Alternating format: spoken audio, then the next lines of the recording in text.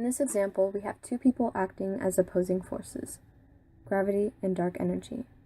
In the first game of tug-of-war, we are modeling the forces as they exist in or any space inside our galaxy.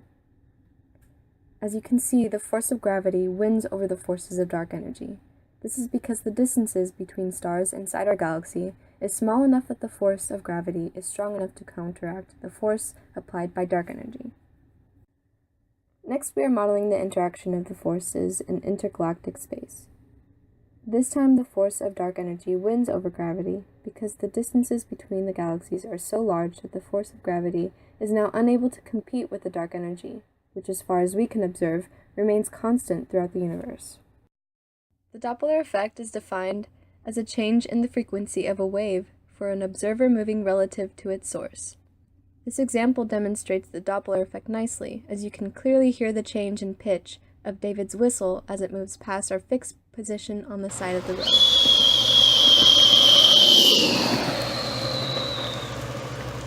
What's happening is that the sound waves are crushed as it gets closer to the camera, increasing the frequency.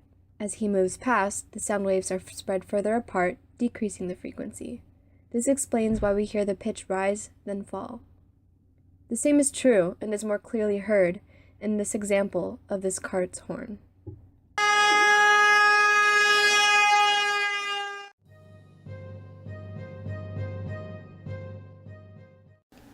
Redshift is one of the most conclusive pieces of evidence that we have to verify without a doubt that the universe is expanding. The concept is similar to that of the Doppler effect, but instead of sound waves, we are now dealing with light waves. If an object, in this case a star or galaxy, is moving away from the observer, then the frequency of the light wave it produces will decrease, thus causing an increase in the wavelength. An increase in wavelength corresponds to a redshift because it will cause any wave of light to turn slightly red.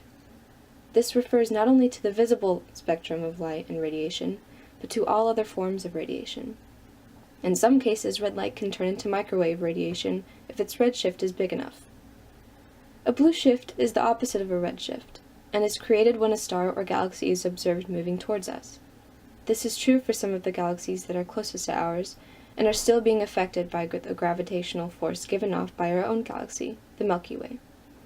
Since astronomers have seen a redshift in the light given off by almost every galaxy in every direction, they can conclude that our observable universe is expanding from every point.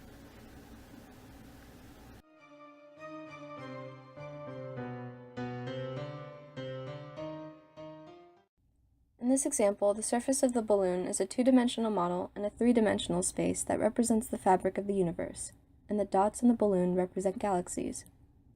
As the balloon gets blown up, the dots move away from each other. That is to say that from the perspective of any single dot, all the other dots are getting farther away.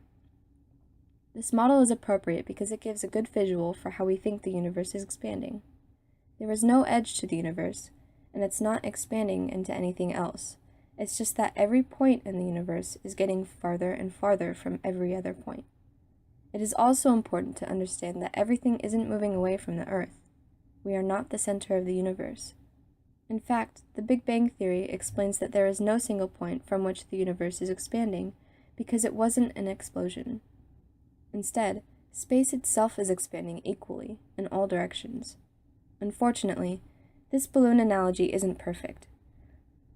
Notice that this model is slightly inaccurate because it appears that the dots themselves are getting bigger. However, in reality, the galaxies are not expanding.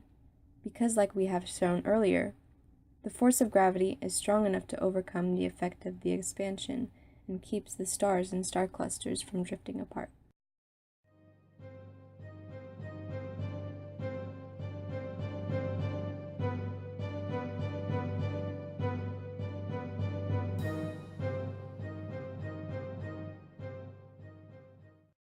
Really fast.